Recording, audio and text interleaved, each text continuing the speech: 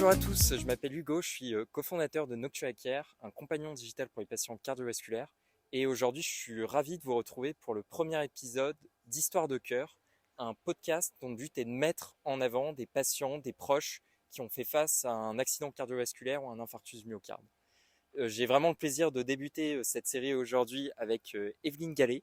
Evelyne, du coup, qui est la créatrice du groupe Infarctus, la vie continue, qui regroupe aujourd'hui plus de 2500 personnes autour de la thématique comment vivre au mieux après un infarctus du myocarde.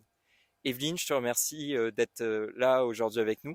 Est-ce que tu veux bien te présenter en quelques mots? Donc, je m'appelle Evelyne Gallet, j'ai 60 ans, j'ai fait un infarctus, j'avais 53 ans, une récidive à 58 et je suis en pleine forme aujourd'hui. La vie est belle, la vie continue et pourvu qu'elle dure encore très longtemps. Et on se retrouve tout de suite pour l'interview autour de différentes thématiques. La première thématique, ça sera l'avant-infarctus. La deuxième partie, ça sera la prise en charge. Une troisième partie qui sera sur la vie après l'infarctus, la réadaptation cardiovasculaire. Une quatrième partie sur la récidive, un sujet qui est souvent tabou. Et enfin, on terminera sur une note plus positive autour de l'avenir. Comment est-ce qu'on peut envisager sereinement l'après? À tout de suite. Je m'appelle Evelyne Gallet, j'ai 60 ans, je suis de Besançon, j'étais assistante de rédaction dans un journal quotidien.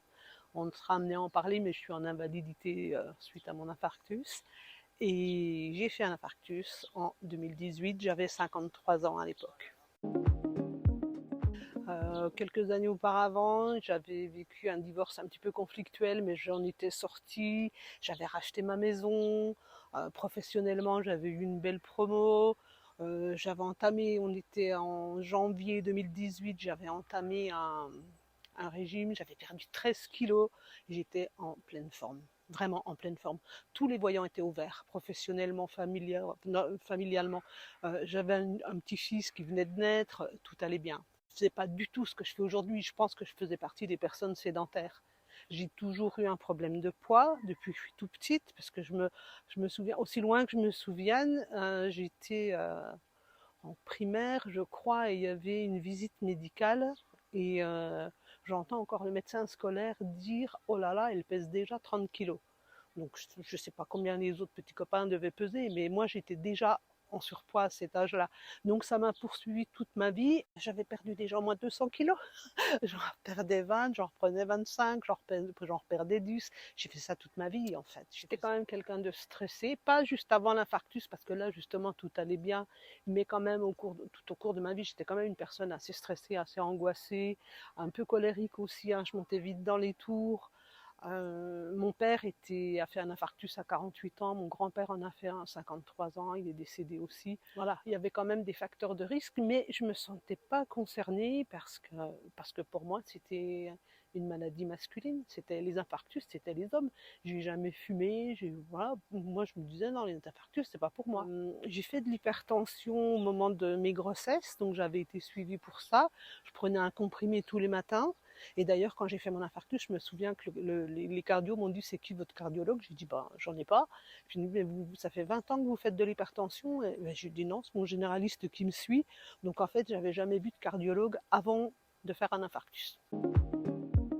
Le lundi 16 avril donc 2018, on rentrait de vacances, donc on avait fait 500 km. Mon compagnon m'avait dit dans la journée plusieurs fois, il m'avait dit ce qu'il y a, qu'est-ce qui va pas, tu parles pas. Et je lui dis, je suis fatiguée, mais bon voilà, j'étais fatiguée, simplement fatiguée. Et le soir, je suis rentrée, j'ai fait tourner une lessive. Je descends, la machine à laver est au sous-sol, je descends, je monte avec ma corbeille de linge. Et j'arrive au-dessus de ma rampe d'escalier, ma corbeille de linge pleine dans les mains.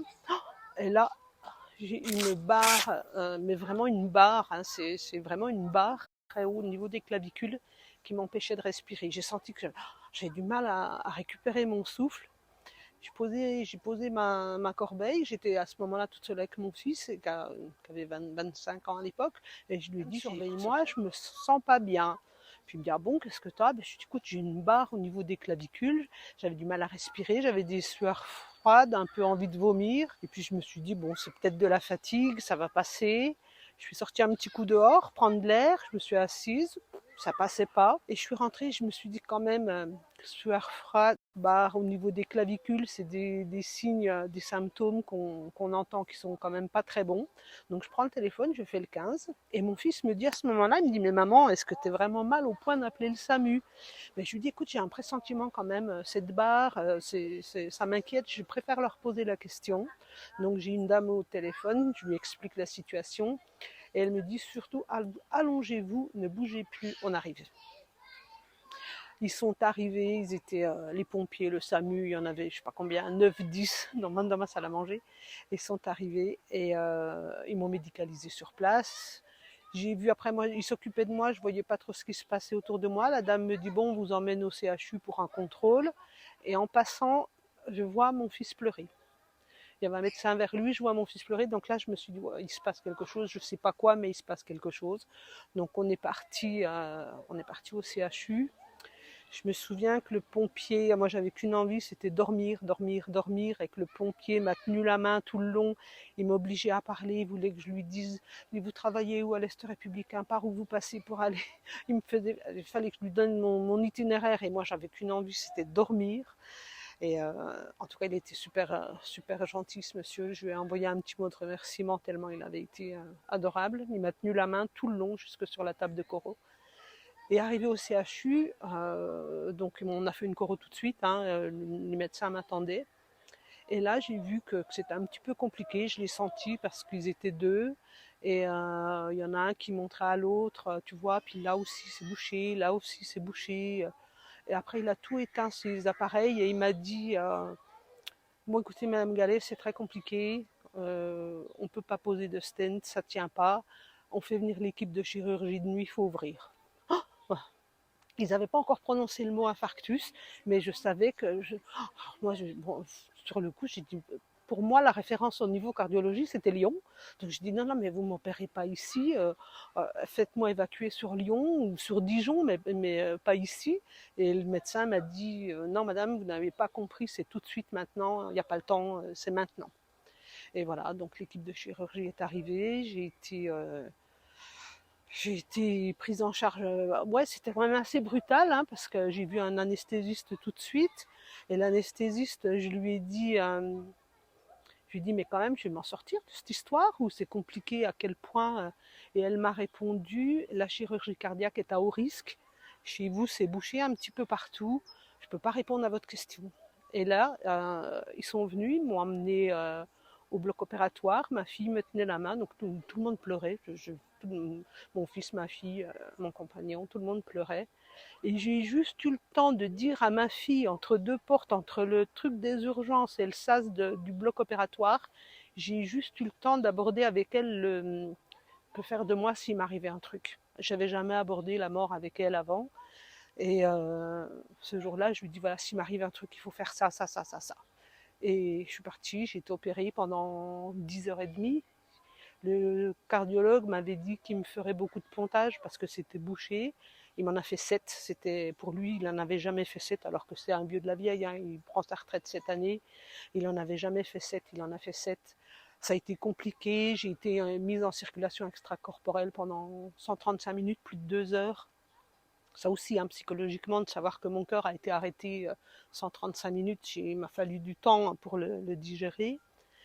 Et j'ai eu beaucoup de mal pendant les jours qu'on suivit. J'ai été transfusée au bout de 3 jours parce que je ne remontais pas la pente. Enfin, ça a été très compliqué. Et après, je suis partie 5 semaines en rééducation cardiovasculaire.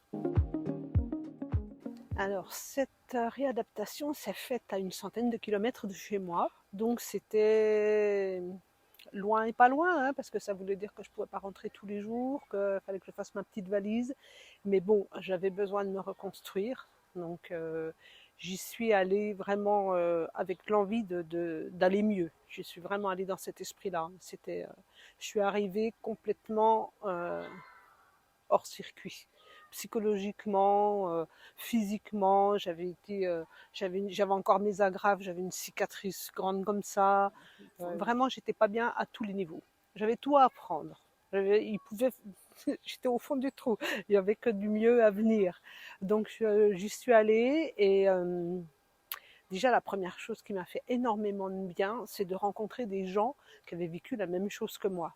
Parce que jusque-là, en fait, j'avais l'hôpital, j'avais pas encore vu de gens dans ma situation. Et là, je me suis retrouvée on était quand même très nombreux, hein, je pense qu'on était plus d'une centaine, et on avait tous la même chose. On avait presque tous une cicatrice, on avait les mêmes maux, on avait du mal à se lever, on savait pas trop comment, voilà, on savait pas où on allait, on savait pas du tout, voilà, on savait pas, on se projetait pas, on était vraiment des novices dans cette maladie-là. Et le fait d'être à plusieurs, forcément, ça donne de la force. Eh ben, ils nous ont remis sur des vélos dès le premier jour. Hein.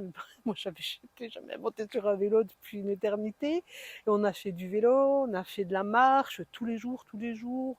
On a fait plein de choses au niveau sportif. C'était vraiment, au début, c'était compliqué, hein, parce que bon, pour ceux qui connaissent, en watts, euh, 30 watts, c'était beaucoup pour moi, c'était vraiment beaucoup. Aujourd'hui, j'en fais, je suis à 120 watts, mais à cette époque-là, à 30, je galérais, quoi. C'était minute par minute et c'était compliqué. Et de jour en jour, je sentais que j'arrivais à progresser un petit peu plus loin. Idem pour la marche. Au début, c'était que quelques mètres autour du pâté de bâtiment. Après, c'était plus loin dans la forêt. Après, c'était des balades. Le cardio m'avait dit, c'est quoi votre objectif? Et je lui avais dit, euh, j'aimerais bien sortir d'ici en pouvoir faire une balade de 2 heures sans problème. Et il m'avait dit, vous y arriverez. Alors que j'arrivais à marcher que quelques mètres, hein. J'étais voûtée comme ça, je voulais pas j'avais peur qu'on me fasse mal à ma cicatrice. Enfin, c'était vraiment une catastrophe. Et donc il y a le côté activité physique, il y a le côté aussi diététique, puisqu'il y a des diététiciennes. Comme j'étais en hospitalisation complète, je mangeais là-bas, donc tous les repas étaient équilibrés, c'était parfait, hein. C'était vraiment, tout le monde était aux petits soins. Il y avait aussi des psys, parce que vraiment les psys, je crois qu'ils ont un rôle hyper important à jouer, parce qu'on se demande bien ce qui nous arrive. Et il y avait des ergothérapeutes aussi pour nous apprendre comment se baisser, comment faire avec votre cicatrice tant qu'on a les agrafes et tout, comment faire, comment. Enfin, vraiment, ils nous réapprennent. Ils m'ont remise sur les rails. Ça a été impressionnant. En 5 semaines, je crois que l'évolution a été fulgurante. Et vraiment, vraiment, je pense que c'est pas du luxe de faire une réadaptation cardiaque, ça devrait être une obligation. Il faut faire la rééducation. Moi, personnellement, ça m'a redonné confiance à tous les niveaux. Ça m'a redonné confiance en mes capacités physiques, parce que je pensais vraiment que je ne pourrais plus rien faire. Et du coup, le fait de reprendre une activité physique, alors que je n'en avais jamais fait, enfin, voilà, ou quand j'étais plus jeune, mais voilà, ça redonne confiance en la vie, parce qu'on se dit, bon, bah, oui, j'ai fait un infarctus, effectivement, mais quand même, voilà, j'arrive à faire d'autres choses, petit à petit, je vais y arriver, et il faut vraiment y aller. C'est vraiment une histoire voilà, la vie continue après. La vie continue, il faut le faire. Bon, je suis sortie de la réadaptation, j'étais en forme. Physiquement, ma cicatrice était bien refermée, mon sternum allait mieux, je me tenais droite, je marchais, physiquement j'allais mieux. Et depuis le mois d'avril, donc jusqu'à mi-juin, ma préoccupation c'était physiquement d'aller mieux. Donc je faisais des efforts pour aller mieux physiquement. Et je me suis rendu compte vers le mois d'août, donc d'avril à 5-6 mois plus tard, le physique allait mieux, mais c'est le moral qui a flanché. Et là, vraiment, je me suis dit, les questions que tous les gens qui passent par là se posent, c'est-à-dire pourquoi moi? Oh là là, je suis passée tout près de la caisse en bois. Enfin, je me rendais compte avec du recul par où j'étais passée en fait. Parce que jusque-là, j'avais pas le temps de penser à ça. C'était vraiment physiquement, il fallait que j'aille mieux. Et une fois que le physique allait mieux, c'est le moral qui a flanché. Donc là, ça a été très compliqué. Je suis allée voir mon généraliste. Je lui ai dit, ça va pas du tout. Je pense à la mort. Enfin, je me vois dans un cercueil. Enfin, des trucs terribles.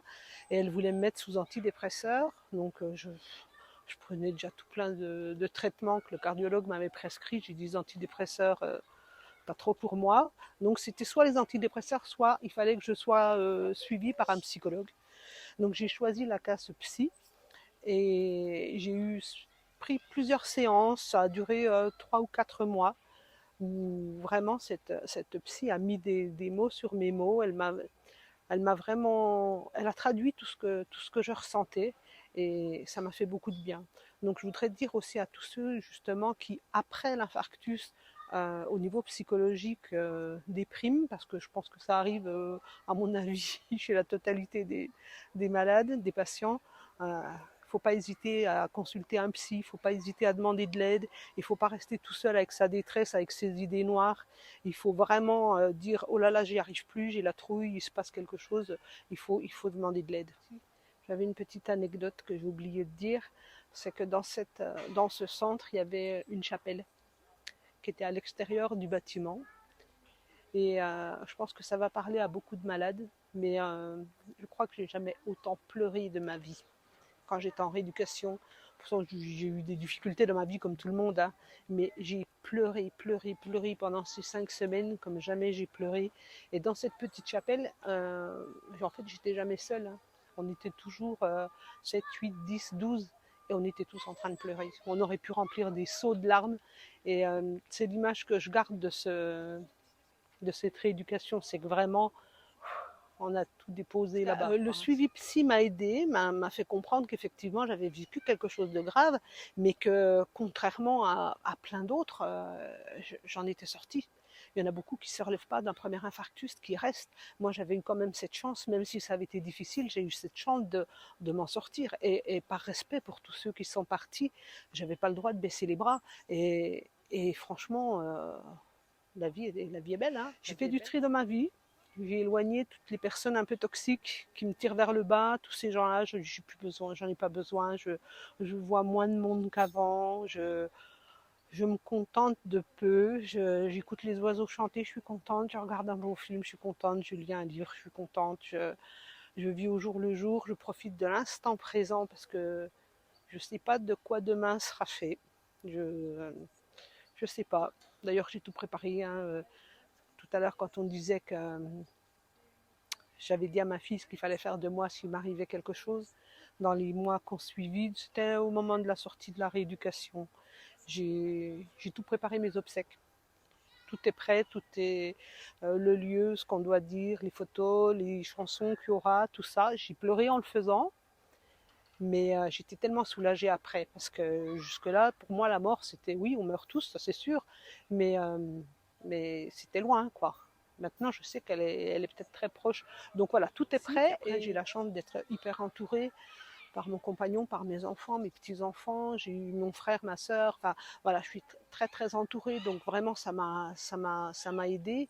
Mais ouais, ça a été compliqué quand même pendant quelques mois. Hein, pendant quelques mois.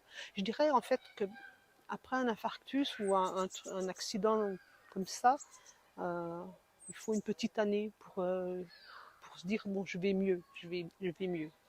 Moi, c'était arrivé au mois d'avril, j'ai repris le travail, j'ai été arrêtée 6 mois, j'ai repris le travail le 29 octobre. Le lendemain, ma maman était hospitalisée, donc c'était un petit peu compliqué. Je reprenais le boulot, ma maman était hospitalisée, ma maman est décédée dans la foulée. Enfin bref, l'année 2018, ça a été dur à tous les niveaux. J'ai retravaillé 6 mois et en mi-temps thérapeutique. Et j'ai été contrôlée, j'ai été convoquée à la Sécu par le médecin conseil. Le médecin conseil, je me disais, bon, ben, il va me dire de retourner travailler à temps plein, mais je ne me sentais pas du tout.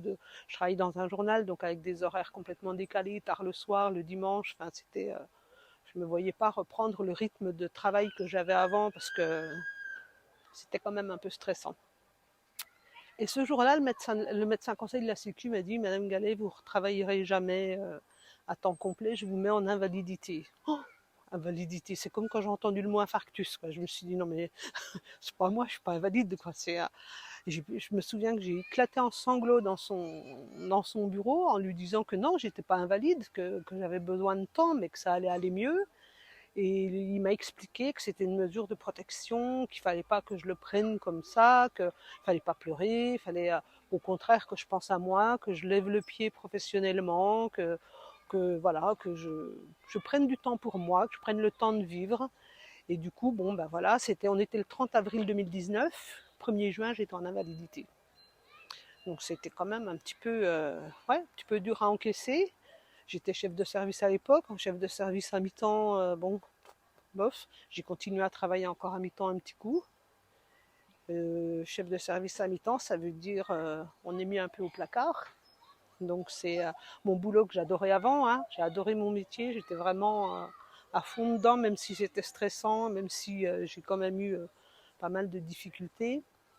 Du coup, je me demandais ce que je faisais là, quoi. Ce qui était intéressant avant, maintenant, c'est plus moi qui le faisais parce que j'étais là à mi-temps, travailler dans un journal et puis être là le matin, mais pas le soir. Enfin bref, c'était pas possible. C'était pas possible.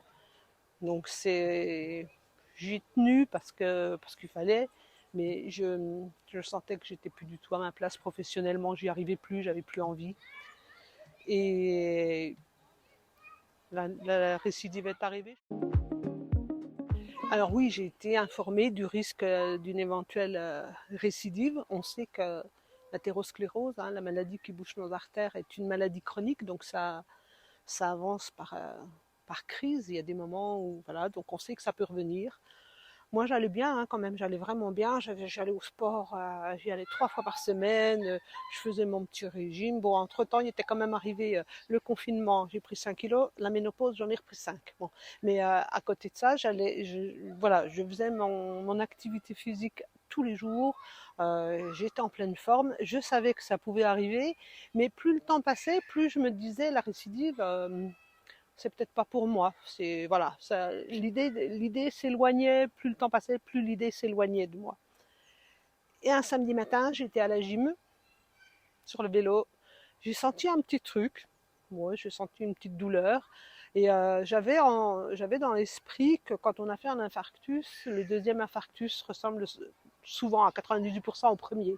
Donc je me disais non, c'est pas la même douleur. La première fois c'était là t'as mal là, c'est pas ça. Bon, je pédale, je pédale, je pédale. Une deuxième petite douleur arrive, ça m'inquiétait un petit peu, mais vraiment très quelques secondes, hein, pas plus. J'ai rien dit, j'ai fini ma séance. Après, j'enchaîne avec une séance de renforcement musculaire. Et là, je ne sais plus ce que c'était, je crois que c'était du basket ou quelque chose comme ça. Et là, je ressens pour la troisième fois la même petite douleur. Donc j'en parle au coach. Je lui dis, je crois qu'il se passe quelque chose parce que j'ai une douleur qui n'est pas digestive, qui n'est pas musculaire, c'est une douleur que je connais pas et ça m'inquiète un petit peu.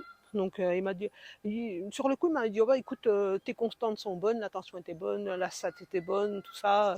T'en parleras à ton médecin. Et j'ai pris peur, j'ai dit non, non, je quitte le cours, je prends ma voiture, je pars au CHU. Donc je suis partie en survette, j'ai pris ma voiture, je suis partie au CHU, je me suis garée devant les urgences, je me suis fait engueuler comme c'était pas permis parce que j'ai pris ma voiture, quand ils m'ont vu en survêtement derrière la porte, qu'est-ce qui vous arrive? J'ai dit j'ai une douleur thoracique, en leur expliquant mes antécédents. Là, je me suis fait remonter les bretelles d'avoir pris le volant, effectivement, avec des douleurs thoraciques, c'était vraiment pas la chose à faire. Et de fil en aiguille, voilà, nouvelle coronarographie et un des pontages s'était bouché. Donc sur les 7, un des pontages s'était bouché. Et heureusement que j'ai réagi très très vite parce que j'ai pas fait infarctus la deuxième fois. Ils m'ont reposé 3 stents actifs. Donc là j'ai 7 pontages et 3 stents. Et je suis passée tout près du deuxième infarctus. Et quand j'ai vu le cardio, je faisais de la gym 3 fois par semaine, je faisais attention à ce que je faisais, les acides gras saturés sur les étiquettes, je regardais, je mangeais du poisson, je faisais ci, je faisais ça, je faisais attention à tout et je me suis dit, purée, ça revient quand même, alors que le cardio m'avait dit, quand il m'avait opéré des pontages, il m'avait dit, Madame Gallet, je vous ai remise sur les rails pour les 50 prochaines années. À l'époque, j'avais 53 ans, j'en avais rigolé avec lui, j'avais dit, merci, mais je vous en demande pas tant. Mais j'étais quand même loin de penser que ça allait tenir que 4 ans, quoi. C'était court. Et là, alors que physiquement, c'était beaucoup moins éprouvant que la première fois, parce que j'ai pas été opérée, c'était des stents, et des stents, c'est quand même beaucoup plus léger que des pontages. Physiquement, c'était plus léger, mais alors moralement, qu'est-ce que j'ai pris, quoi. C'était waouh. Là, je me suis dit, à quoi bon tous ces efforts, à quoi bon. Et le cardio m'a montré des clichés de 2018, donc où on voit mes artères bouchées, on voit une petite artère toute fine, et celle-là ils n'ont pas pu la traiter parce qu'elle est trop fine, mais elle est bouchée à 95%. Et elle est isolée, on la voit toute seule au milieu du cœur, et là, sur les clichés de 2022, tout autour de cette petite veine qui est bouchée à 95%, il y a un réseau de veines secondaires qui s'est créé, mais impressionnant. Plein de petites veines qui n'étaient pas là en 2018. Et là, en 2022, c'était vascularisé. Donc il m'a dit, vous voyez l'activité physique que vous faites tous les jours, voilà ce que ça fait. Ça crée un réseau secondaire. Et ça, un jour, ça pourra vous sauver la vie. Donc à partir de ce moment-là, je me suis dit, je lâche rien, je lâche rien. Donc non seulement j'allais 3 fois à la gym par semaine, maintenant j'y vais du lundi au samedi, tous les jours. Je mets les bouchées doubles. Et voilà, j'ai revu le psy aussi parce que je me suis dit quand même récidive et tout, j'ai eu un petit peu de mal à encaisser le coup. Et puis la psy m'a dit de toute façon on va tous mourir, ça c'est une certitude. Vous pouvez mourir demain, renversé par un bus, vous pouvez mourir tout à l'heure. Tout le monde va mourir, pas seulement les cardiaques, pas seulement vous. Oui, effectivement, vous pouvez faire une récidive, mais bon, il y en arrivera peut-être pas, vous en ferez peut-être plus jamais, ou vous mourrez d'autre chose. Et depuis ce jour-là, j'ai accepté en fait cette idée-là. Je sais que ça peut revenir. En plus, je m'y attends quand même un petit peu parce que au moment de la choro, quand ils m'ont posé les stents, je pleurais. Et le cardio qui posait les stents m'a dit, mais madame, qu'est-ce qui se passe? Et je lui ai dit, non, mais franchement, j'ai la trouille, quoi. Et il m'a répondu, écoutez, vous avez réagi exactement comme il faut réagir. Il me dit, vous avez 58 ans, vu l'état de vos artères, vu votre âge, on se reverra encore. Donc, je me dis que ça me pend peut-être au bout du nez, mais voilà, je sais ce qu'il faut faire, je sais comment réagir, je sais, j'ai ma trinitrine sur moi tout le temps, elle est pas loin, là, tout près. S'il arrive quelque chose, je sais ce que je dois faire. J'étais en invalidité 1, je suis passée en invalidité, donc en invalidité 1, je travaillais encore à mi-temps. J'ai la chance d'avoir une prévoyance, hein, tout le monde n'a pas ça, donc tout le monde ne peut pas être en invalidité parce que franchement, vivre avec la pension d'invalidité qu'ils nous donnent, c'est pas possible, hein, c'est purement pas possible. Donc j'avais la chance d'avoir une prévoyance à mon travail. Donc là, le médecin conseil de la Sécu m'a dit profitez de la vie, ne travaillez plus, profitez.